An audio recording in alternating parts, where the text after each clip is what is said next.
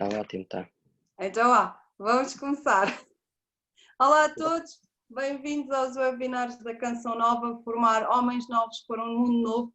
Todos temos uma missão. O meu nome é Sofia Nascimento, sou membro do segundo L da comunidade Canção Nova e tenho a alegria de ser a vossa anfitriã nesta iniciativa. Hoje começamos uma série de 7 webinars dedicados à gestão de empresas e liderança. Esta série é desenvolvida em parceria com a ACES, a Associação Cristã de Empresários e Gestores, e queremos com ela contribuir para partilhar convosco um olhar de esperança, com todos aqueles que neste momento têm em mãos a importante missão de ajudar a reconstruir o nosso país, este enorme desafio. Queremos partilhar convosco algumas considerações, algumas dicas que possam proporcionar uma maior coragem, um maior entusiasmo neste tempo. Mas principalmente queremos desafiar-vos a escolherem o amor como critério de gestão agora nesta retoma económica. A sessão de hoje, Gerir com Propósito a Empresa e a Vida, vai ser apresentada por João Pedro Tavares. João Pedro Tavares é presidente da ACES, foi vice-presidente da Accenture em Portugal, é consultor de várias empresas e organizações sociais e é ainda conselheiro da Fundação Carlos Gulbenkian. Uma questão técnica antes de começarmos, por favor usem a funcionalidade Q&A para colocarem as vossas perguntas. No final o nosso orador terá todo o gosto em responder. E agora, sem mais demoras, passo a palavra a João Pedro Tavares. Obrigado, Sofia. Uma pergunta inicial, quanto tempo tenho? Meia hora. Meia hora, está bem. Então, obrigado por estarem presentes, aqueles que estão presentes, obrigado à Canção Nova pela oportunidade. Aquilo que eu vou falar, e vou falar para um público cristão, e portanto vou aqui meter algumas colheradas enquanto cristão. Dizer-vos que o primeiro desafio começa por nós mesmos. Nós temos que ser cristãos 24/7 e não aos domingos de manhã ou à tarde, ou quando vamos à igreja, mas o desafio que nos é colocado é como é que eu posso ser cristão inteiro, integralidade de vida, em todas as circunstâncias, enquanto pai, filho, marido, líder empresarial, profissional, em todos os contextos, no grupo social, grupo de amigos, ou o que quer que seja. E este é um primeiro desafio, e o desafio que este acompanha é precisamente a unidade de vida. Em todas as circunstâncias eu tenho que ter esta unidade de vida, e tenho que ter esta unidade de vida na matriz cristã. E portanto não posso abdicar, amputar alguns aspectos da identidade à qual estou chamado a ser e a ter, consoante as circunstâncias. E portanto o primeiro desafio é como é que eu levo isto para toda a minha vida e como é que transporto e como é que contribuo para esta identidade, de maneira que em todas as circunstâncias, boas, más, positivas, negativas, sucessos e insucessos, alegrias e frustrações, eu seja reconhecido nesta matriz de cristão. Depois dizer-vos que a missão, a visão, os valores e o propósito de uma organização são perenes. Em particular a missão é absolutamente, e o propósito são absolutamente perenes, não mudam conforme as circunstâncias. Agora vamos dizer que vivemos em tempos de pandemia, mas não muda o propósito da organização. Aliás, esse é precisamente o desafio de ter uma missão e um propósito. E questionarem-se, e aquilo que eu vos queria deixar como mote, era que se questionem qual é o propósito da nossa organização e qual é a finalidade dessa organização. Quando eu falo em empresários e gestores e lhes pergunto qual é o propósito, qual é a finalidade da vossa organização e me respondem erradamente, é gerar lucro, não é isso. Isso é muito pouco, isso tão pouco é propósito. Isso é um dos objetivos que a organização tem, entre outros objetivos. E o objetivo último que uma organização tem é criar valor e distribuí-lo de uma forma justa entre todos os stakeholders, portanto, entre todos os intervenientes, pelos acionistas, pelos colaboradores, pelos clientes, pelos fornecedores, pela sociedade em geral, pelas famílias dos colaboradores, pelas famílias que circundam todo este perímetro organizativo. E essa é que é a finalidade última de uma organização. E esse não muda em função das circunstâncias e isso pelo facto de estarmos a viver uma pandemia, e esse mantém-se. Aliás, uma organização que tenha um propósito claramente definido, valores claramente aceitos, é uma organização que tem uma cultura muito firme e muito firme nas decisões, muito firme nos valores, muito firme nas relações e nos compromissos que cria, e esse é um aspecto absolutamente diferenciador. Hoje em dia as pessoas não valorizam apenas carreira em sentido estrito de qual é o lugar que ocupam e a remuneração que vão ter, mas a totalidade da sua vida e o equilíbrio das várias componentes da sua vida. O equilíbrio família, trabalho, vida pessoal, vida profissional, curto prazo, médio e longo prazo, resultados financeiros, resultados sociais, resultados ambientais e ecológicos, resultados pessoais, impacto na família, uma empresa que respeite o contexto de família dos seus colaboradores é absolutamente determinante. E nem tudo exige esforço financeiro para reter talento, para captar talento e para desenvolvê-lo, mas exige dedicação pessoal, exemplo e espírito de serviço. E esse espírito de serviço é a liderança. E é esse o papel que cabe aos líderes. E, portanto, uma das notas que vos queria deixar é que o exercício de liderança não é um exercício de um poder ou de uma autoridade instituída com base num cargo. É, pelo contrário, o cumprimento de uma missão, de uma vocação que é nobre e à qual estão chamados os empresários e gestores e os líderes empresariais. Não são só os empresários e gestores. Muitos de nós, na sua grande maioria, pode ser de facto um líder, desde logo liderar-se a si mesmo, liderar outros, liderar equipas, liderar e gerar novos líderes, liderar redes de uma forma muito mais ampla, e todos nós estamos chamados a esta pegada, a este impacto, a este legado para o futuro.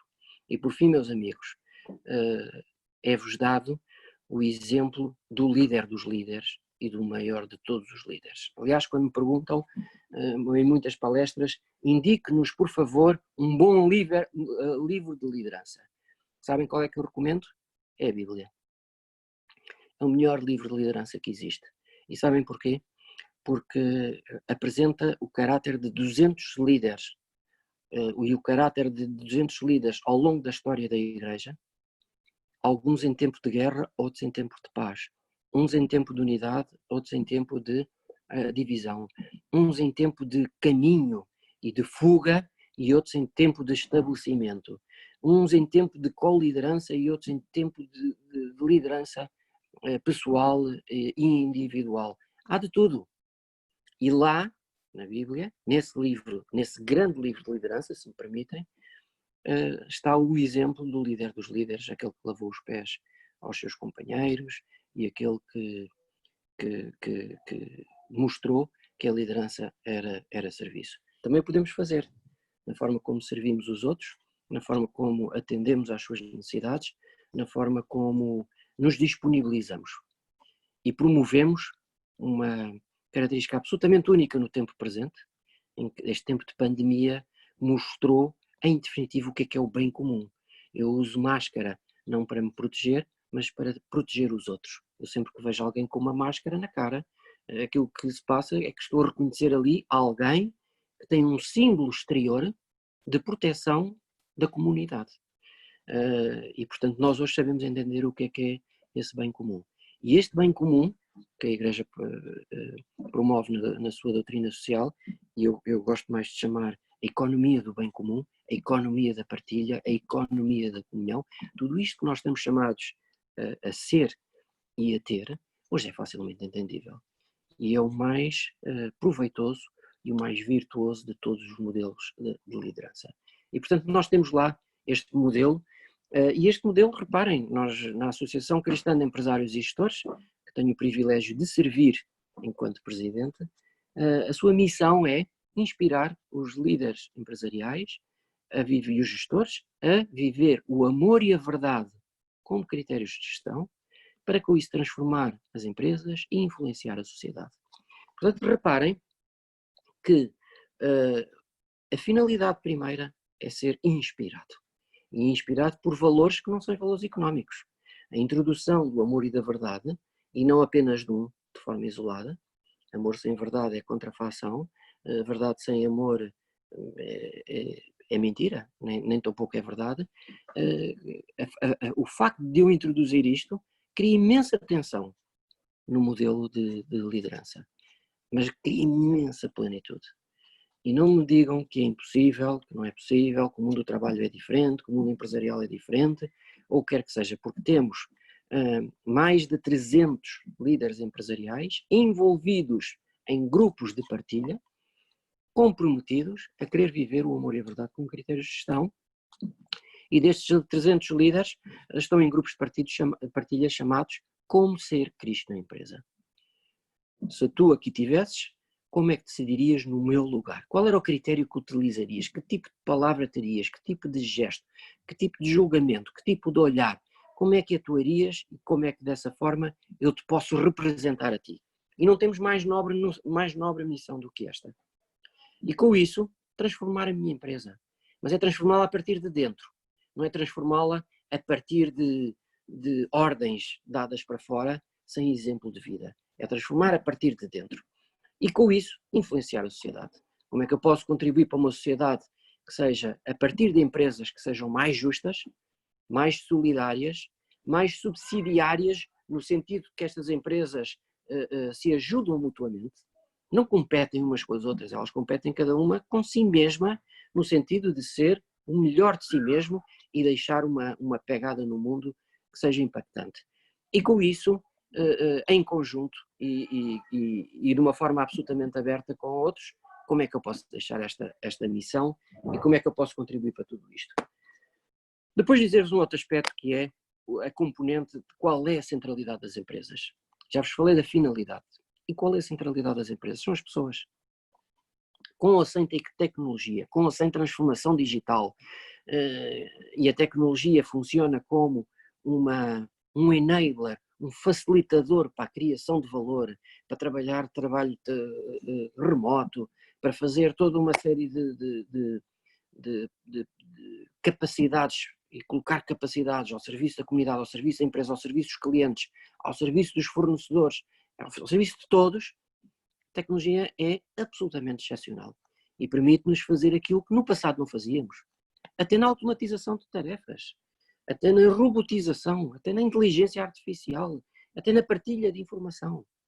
Olharemos para tudo isso e diremos, mas vai substituir as pessoas? Pois já desde a primeira revolução industrial as pessoas começaram, muitas circunstâncias, a serem substituídas por tecnologias, mas nem em definitivo a tecnologia não substitui as pessoas.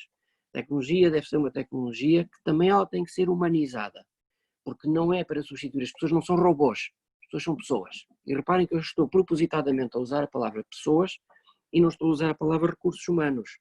Porque se nós vamos tratar de recursos humanos, depois também temos os recursos de capital, os recursos de equipamento, os recursos de investimento, os recursos fixos, os recursos variáveis, enfim, temos imensos recursos ao nosso dispor. Mas na realidade temos pessoas e as pessoas ocupam a centralidade das organizações e a elas temos que proporcionar oportunidades absolutamente dignas e marcantes. E por isso, no tempo presente, e este é um enorme desafio que nós temos que atender às particularidades de cada um. Nós hoje em dia não podemos dizer a todos os nossos colaboradores que abandonem o teletrabalho sem considerar as suas circunstâncias pessoais e familiares. Há uns que não podem largar a família porque precisam de dar apoio aos filhos, ou a idosos, ou ascendentes ou dependentes. E portanto não podem fazê-lo. Mas há outros que sim. Há outros para quem é um benefício social regressar ao escritório e regressar ao trabalho e abandonar o teletrabalho. E isso é absolutamente essencial. Eu tenho que acudir à realidade de cada um e aos desafios que são colocados a cada um. Por isso, aquilo que eu vos queria dizer era que, e desafiar, era que a empresa fosse um local. Há líderes já a falar sobre isto. Como é que eu posso transformar a empresa num local de cura, de reconciliação, de compaixão, de crescimento mútuo?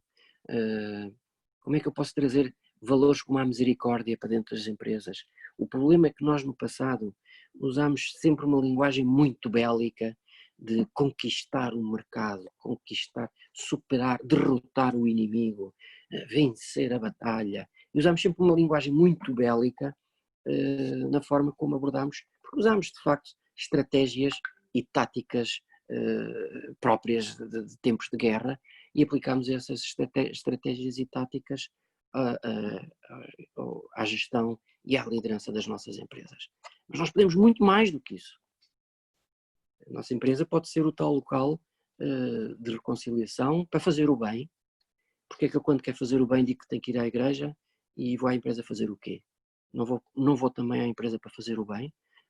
Porque é que eu me abstenho de promover o bem na empresa? E este é um tema absolutamente desafiante. E é desta forma que nós temos que pensar. Quando eu falo que temos que ser cristãos 24 vezes 7, que temos que viver em unidade de vida, eu não posso separar o sítio onde vou fazer o bem do sítio onde vou atuar de outra forma. Quer dizer, eu tenho que promover o bem em todas as circunstâncias. Manhã, à tarde, à noite, na empresa, na igreja, na sociedade, no grupo de amigos, em todas as circunstâncias. E este é um aspecto absolutamente fundamental. E é assim que eu tenho que atuar. E não tenho outra forma de atuar. E se eu quero viver esta integralidade e viver a minha missão como vocação, algo a que estou chamado, e nós temos presente, por exemplo, o caso de Zaqueu, esse empresário que subiu à árvore por não ter estatura suficiente para vir a Cristo e que quando subiu à árvore recebeu do próprio Cristo, desce daí porque eu quero estar em tua casa. Já imaginaram a sorte de cada um de nós subir a uma árvore e ter alguém, e ser esse alguém quem é, a dizer-nos, desce daí porque eu quero ir à tua casa, e depois ser confrontado com essa decisão absolutamente radical, absolutamente impensável, de que vou devolver 4 vezes mais àqueles a quem eu tirei de forma indevida. Ora, isto, se nós formos ver isto em critério de gestão, acharemos que isto é uma coisa absolutamente impensável e que só naquela época é que seria pensável fazer. Não é verdade. Nós estamos chamados ao mesmo. É que nós não estamos chamados a coisas diferentes. Nós estamos chamados a tornar possível o que nos parece impossível. Nós estamos chamados a mudar de uma liderança de paradigma para uma liderança de paradoxo.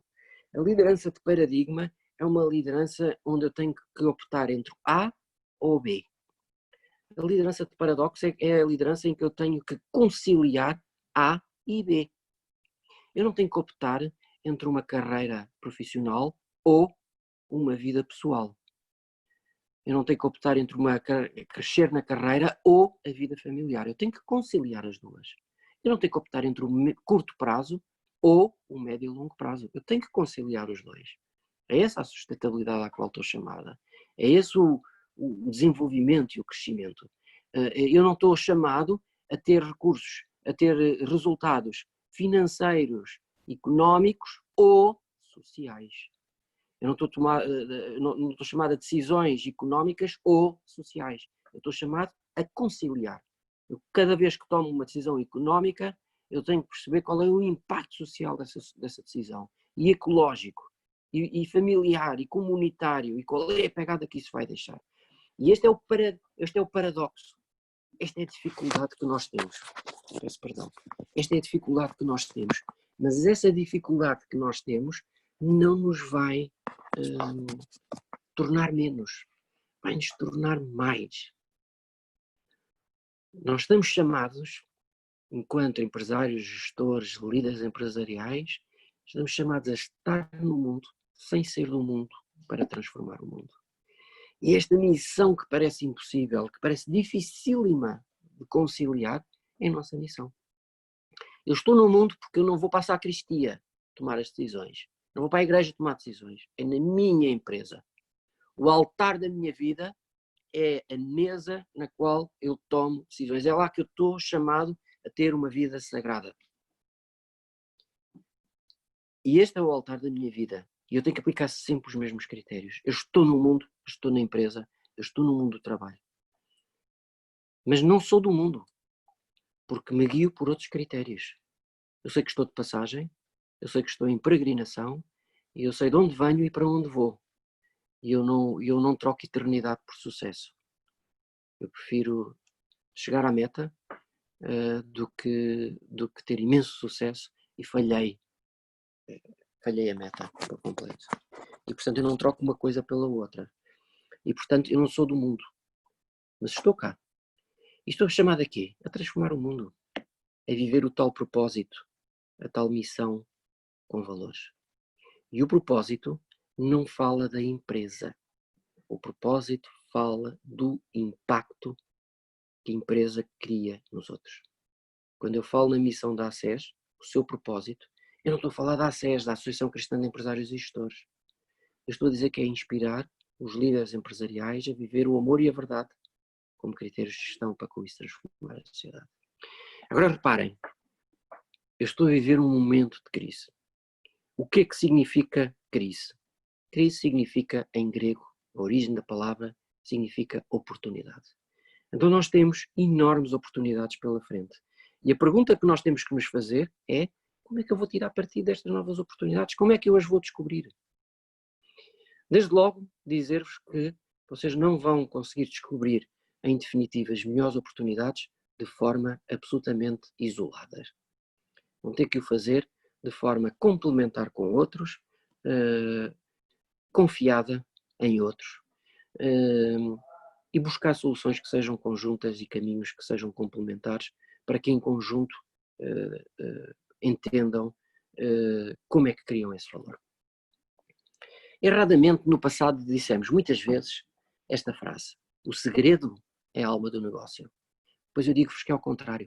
É a alma que é o segredo do negócio. É a forma como vocês viverem com propósito, com busca do bem comum, solidariamente, com solidariedade, com subsidiariedade, com defesa da casa comum. Ainda agora vivemos a celebração dos 5 anos da Laudato Si. A maneira como vivermos todas estas realidades é que nos vai possibilitar ser absolutamente plenos e atingir esse tal caminho que fazemos com vista a esta meta. E, portanto, quais são as oportunidades que temos? Olhem, desde logo, temos uma oportunidade de transformar a sociedade de uma forma marcante. Como é que eu vou contribuir para uma sociedade que seja mais justa, mais solidária, mais inclusiva? Como é que as empresas vão contribuir para combater a pobreza, por exemplo? Como é que as empresas se vão abrir à inclusão de pessoas com deficiência, de pessoas que são excluídas da sociedade? Como é que nós vamos posicionar-nos enquanto país? Que oportunidades nos são dadas? Nós temos aqui enormes oportunidades. Por outro lado, somos chamados a ser construtores da esperança. E temos de facto que, não significa que somos chamados a ser otimistas. O otimista nunca chega à esperança porque acha que isto vai acabar tudo bem. E isto até pode não acabar bem. Isto pode não acabar como nós queremos. Pode não acabar como nós esperávamos. Há quem possa ter que fechar a empresa. Há quem possa ter que despedir. Há quem possa ter que recorrer ao layoff. Há quem possa ter que redimensionar a empresa. Há quem possa ter que a vender. Há de tudo no mundo do trabalho. E, portanto, pode não acontecer como nós esperávamos. Mas não significa que não olhemos com esperança. Porque temos que olhar para tudo aquilo que temos como algo que nos foi dado e algo que temos que devolver no final do dia. E algo que temos que entregar. E, portanto, temos que ter essa esperança e ser realistas. Não ser irrealistas porque negamos ou porque exageramos, mas procurar ser realistas. A esperança é colocar um olhar positivo e construtivo na promoção deste bem comum. E isto é atuar com esperança. É promover um futuro melhor para todos. Um futuro mais pleno, um futuro mais conseguido. E esse é o fundamental. E, portanto, esta é a grande oportunidade de nós, entendendo estes conceitos, viver com propósito, viver com missão e viver com valores. E não se esqueçam de que a finalidade das empresas não é o lucro, mas é criar e distribuir valor de uma forma que seja absolutamente justa. Obrigado. Obrigada, uma partilha muito interessante, muito rica. Eu tomei aqui nota de 2 coisas que você disse que me tocaram especialmente. Estou no mundo, não sou do mundo, mas estou no mundo para transformar o mundo. É realmente esta oportunidade de fazer desta crise a oportunidade de transformação, de criar um novo sistema, de olhar para isto de outra maneira e quem sabe até nos reinventarmos com mais propósito, com mais sentido. Outra coisa que me tocou é a alma é o segredo do negócio. Muito, muito bom também brincarmos aqui com esta frase ao contrário e percebemos que é nas pessoas que está o foco da nossa empresa. Eu tinha aqui uma pergunta para si, vamos ver aqui. Tenho duas perguntas. A primeira é da Anabela, que nos está a ver e que nos pergunta como é que numa sociedade numa empresa em que há uma sociedade em que um dos sócios não é cristão e até pelos vistos reage um bocadinho mal e brinca ou despreza um bocadinho o cristianismo, como é que o outro sócio que é cristão pode fazer para levar Cristo para a empresa e para gerir com este propósito cristão? Sim, este estar no mundo sem ser do mundo para transformar o mundo não nos foi prometido um caminho fácil, não nos foi prometido um caminho de flores, de floreados e de pássaros a cantarem e de pessoas a aplaudir. É muito importante ter isso presente. Mas, no entanto, nós temos que reconhecer que a maior parte das vezes nós desistimos à primeira contrariedade. E, portanto, o facto de nós insistirmos e formos perseverantes, não é uma santa teimosia, mas é mais perseverança, e não desistimos à primeira contrariedade, torna possível caminhar mais, e torna possível chegar mais adiante, e torna possível tocar os outros, e torna possível tudo isto. Nós não tínhamos noção há uns anos atrás e há uns meses atrás do que é que nos ia acontecer. As pessoas estão absolutamente disponíveis no tempo presente para que, se alguém quiser viver com fé, com esperança e com amor, ser acolhida de uma forma absolutamente diferente do que no passado. Nós temos que ser transportadores desta alegria e transportadores deste tesouro que trazemos no meio de nós. E isto é absolutamente determinante. Agora, não confundamos aspectos da cultura cristã, que são vividos como uma primeira base, da espiritualidade cristã, depois com temas de religiosidade. E, portanto, isto não tem a ver, no final do dia, apenas e só com religião. Isto é um tema de valores. A sociedade europeia é uma sociedade que cresceu à luz dos valores cristãos. Estes valores cristãos são universais.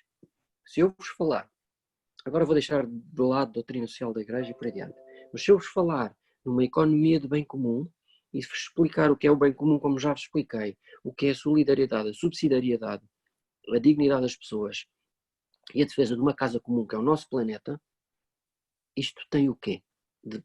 Que confunde as pessoas? Não tem absolutamente nada. Isto são valores absolutamente aspiracionais e inspiracionais que nós temos que promover. E não temos que ter medo de o promover. Nós não devemos, à partida, falar em Cristo aos outros. Agora devemos atuar de forma a que nos perguntem: explica-me lá quem é esse teu grande amigo que está aí por detrás de ti e que te faz transportar essa alegria no rosto e esse sentido de esperança e esse espírito de serviço. Tu estás sempre disponível para servir, atento aos outros. O que é isso? E então sim falamos. E é desta forma. Temos que ser testemunhas. A nossa autoridade tem que vir do testemunho, não tem que vir do que nós dizemos, mas daquilo que nós vivemos. E é isto que nós temos que procurar fazer. Não estar a impingir logo à partida, porque nós somos muito rápidos nisso e muito impacientes. E não estar logo a impingir logo à partida tudo isto, mas começar um caminho deste modo. Tenho aqui uma outra pergunta do Manuel Perdigão, que nos pergunta: enquanto cristão e empresário, como devemos gerir as nossas decisões, sabendo que a deliberação final é nossa e tomada isoladamente, mas no entanto queremos colocar Deus, onde e como posso colocar Deus antes da tomada de decisão final? Parece-me aqui que é uma pergunta. Eu sou empresário e tenho que tomar decisões, a decisão é minha no final, mas como é que eu faço para colocar Deus nessa tomada de decisão? Olha, Manel, o importante desde logo é rezar e fazer uma pergunta absolutamente essencial. Se Cristo estivesse no meu lugar, como é que decidiria? E essa é uma pergunta, ou será que eu fiz da maneira que ele esperaria que eu fizesse, ou não? E a pergunta depois que vem a seguir, porque isto pode parecer muito no ar, é dizer assim, sim, mas eu tenho que despedir alguém, e como é que eu faço? E eu já tive que despedir pessoas, como é que eu faço nessas circunstâncias? Olha, primeiro tenho que atender à realidade dessa pessoa. Uma das perguntas que eu tenho que fazer-me e fazer-lhe é se essa pessoa, imaginemos que estou num despedimento coletivo, tenho que despedir 300 pessoas. Um dos critérios que eu tenho que tomar, se tiver que despedir um grupo alargado de pessoas, é perguntar quais são as famílias que têm outras formas de subsistência. Esta é uma pergunta absolutamente essencial, porque se eu vou despedir sem tomar em consideração estas circunstâncias e vou pôr e retirar da lista pessoas, famílias, que têm situações precárias de potencial pobreza, eu tenho uma enorme responsabilidade enquanto líder empresarial. E, portanto, eu tenho que defender a família. Mas eu tenho que defender a empresa. E eu posso ter mesmo que despedir. E nessas circunstâncias eu tenho que perguntar como é que tu farias no meu lugar, senhor? Porque esta é uma realidade com a qual nos confrontamos e que não é para passar ao lado. E aqui temos que fazer uma outra coisa, que é separar a pessoa da circunstância, no sentido de que eu estou a alguém que não foi absolutamente performante, nem atingiu os níveis que nós estávamos à espera e que tem um perfil absolutamente desadequado para o lugar. Eu tenho que defender a pessoa até ao fim e a dignidade que ela tem e dizer-lhe o quanto ela vale e o valor que ela tem enquanto pessoa. E as pessoas não fracassam, mas os projetos às vezes fracassam. E nós temos que lidar com essas situações e com essas realidades. E, portanto, eu tenho que acompanhar. Eu conheço líderes empresariais que não acompanham as pessoas à porta de saída, acompanham-nas à porta de entrada da sua nova oportunidade. E, portanto, acompanham-nas para lá das fronteiras, do perímetro físico da sua própria empresa. E cria novas oportunidades. E falar com a pessoa e dizer: eu creio que tu não tens um perfil para esta realidade, mas eu creio que tu tens imenso valor para fazer isto, isto e isto. Eu vou-me comprometer a ajudar-te a fazer isto. Agora, nós podemos dizer que isto nos toma imenso tempo, imensa disponibilidade e por aí adiante, mas é verdade. Mas é isto que é esperado. E nós, tenho a certeza que nós teremos isso. E nós, se o fizermos desta forma, todos os outros vão apreciar enormemente esta forma de liderança. E este é um aspecto que é muito, muito, muito marcante. Por exemplo, nas empresas promovemos muito a grandeza e o crescimento e o desenvolvimento, mas não promovemos muita bondade. Há um líder de uma grande empresa de distribuição alimentar nos Estados Unidos, chamado Randy Lewis, que diz: no greatness without goodness. Significa que não haja grandeza sem bondade e que essa bondade faça parte de todos os processos. E ele é um líder de enorme renome e de eficiência, eficácia e resultados. Mas a sua grande marca foi o facto de introduzir nas cadeias de distribuição do Walgreens, a empresa da qual foi vice-presidente, 30% de pessoas ditas incapacitadas ou descapacitadas ou com alguma deficiência. E, portanto, ele fez a introdução de 30% dessas pessoas. E sabem quais foram os resultados que obteve? Melhores do que se tivesse pessoas ditas normais. Porquê? Porque essas pessoas promoveu uma reengenharia de todos os processos, de todos os equipamentos, para adaptar às realidades destas pessoas, e estas pessoas trouxeram uma alegria, um sentido de compromisso, um espírito de equipa e uma fidelidade à empresa e ao lugar absolutamente únicas. Portanto, estão a ver que ter 30 a 40% de pessoas, e atenção, estou a falar de pessoas com deficiências físicas, cognitivas, pessoas com síndrome de Down, com autismo e por aí adiante. Há pessoas com autismo que conseguem fazer muito melhor determinadas tarefas do que pessoas ditas normais. Talvez não soubéssemos isso, mas nós podemos aproveitar as pessoas de múltiplas maneiras e temos que ser absolutamente corajosos, audazes em o fazer. E, portanto, em vez de sermos muito rápidos e decidirmos conforme sempre decidimos, busquemos novas formas de inovar e de fazer diferente e de ser mais agradáveis aos olhos de Deus. João Pedro Tavares, eu agradeço imenso a sua partilha, foi um webinar excelente, acho que retivemos aqui ideias muito interessantes e uma boa reflexão. O nosso tempo está a chegar ao fim. Eu gostava de agradecer a todos os que estiveram connosco a participar neste webinar. Lembrar-vos que na próxima semana, no dia 3 de junho, voltamos com a ACES para mais um webinar dedicado à gestão, à economia e à liderança, portanto voltem connosco. Para se inscreverem, basta irem à página www.cançãonova.pt/webinars, onde encontrarão a lista de todos os webinars, não só desta série, mas das outras que estamos a fazer neste momento. E se quiserem saber mais sobre a ACES, como serem sócios da ACES, como serem empresários e levarem Cristo para as vossas empresas, por favor, vão ao sítio da ACES, www.aces.pt, e lá encontrarão todas as informações e também formas de entrar em contacto. João Pedro Tavares, agradeço imenso a sua disponibilidade. Sofia, só uma frase. Mais importante do que a ACES é a sua missão. E, portanto, dizer a estes empresários e gestores que nos estão a ouvir, se querem ser inspirados a viver o amor e a verdade como critérios de gestão e com isso transformar as vossas empresas e ter colaboradores mais felizes e transformar a sociedade para um mundo melhor, nós estamos cá para vos ajudar e para vos servir, sobretudo. Então ficamos com esta ideia. Eu agradeço a todos, voltamos para a semana. Vamos apenas terminar com uma bênção, porque estamos na Canção Nova, somos empresários cristãos, portanto estivemos reunidos em nome do Pai e do Filho e do Espírito Santo. Que o Senhor vos abençoe, vos ajude nos vossos negócios e que tudo possa correr com esperança. Obrigada. Adeus, João. Obrigada. Até à próxima. Obrigado. Até à próxima. Adeus a todos.